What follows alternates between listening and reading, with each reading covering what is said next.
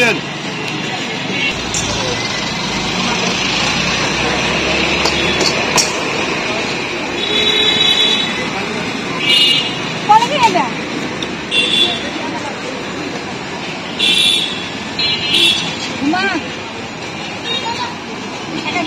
খারাপ লাগে না কি করে দেবো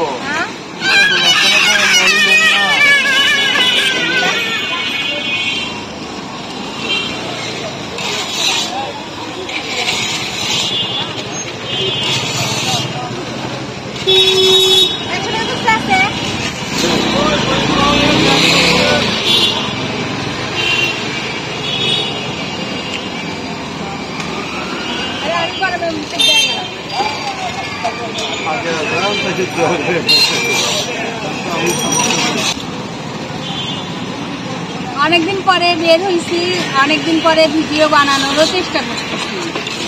ভালোই লাগছে, জনজীবন স্বাভাবিক গতিতে চলে আসছে অনেকটাই। তো প্রয়োজনেই বের হওয়া, প্রয়োজনে বের হই নাই।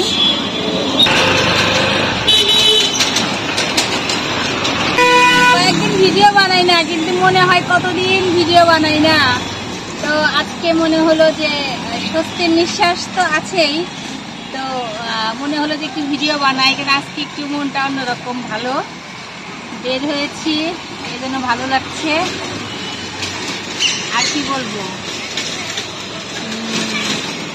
পরিবেশ এখনই চলে যাবো, বাসায় চলে যাব। আর হচ্ছে এটা হচ্ছে যে আমরা কি বলবো আর কি, মোবাইল স্মার্টফোন থাকবে আর ভিডিও বানাবো না, তা তো হয় না। হ্যাঁ, তো যাই হোক, একটু ভালো লাগার অনুভূতিটা আসলে কখনো শেয়ার করা যায় না, তারপরে অনুভূতিটা একটু শেয়ার করলাম যে ভালো লাগছে, জনজীবন স্বস্তিতে ফিরছে।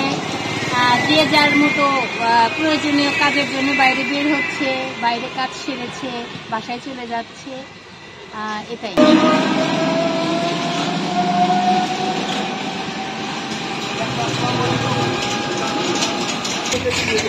তবে ইন্টারনেট ছাড়া কিন্তু সময় কিন্তু যার যার মতো করে কাটিয়ে দিতে, গল্পের বই পড়েছে, সবারই একটা অন্যরকম অনুভূতি।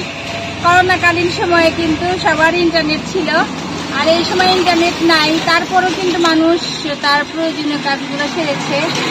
আর মেয়েদের তো সমস্যা নেই, মেয়েরা রান্নাবান্নার কাজে অর্ধেক দিনের অর্ধেক সময় পার করেছে, আর অর্ধেক সময়। তবে সবচেয়ে বড় কথা আমার যেটা ভালো লেগেছে যে আমি সময় পেলেই, আগে ইন্টারনেট দেখতাম, ঘুমাইতাম না, এখন হচ্ছে ঘুমাই। সময় পেলে আমার খুব পছন্দ হচ্ছে ঘুম পাড়া, মানে ঘুমানো, ঘুম আমার খুব ভালো লাগে।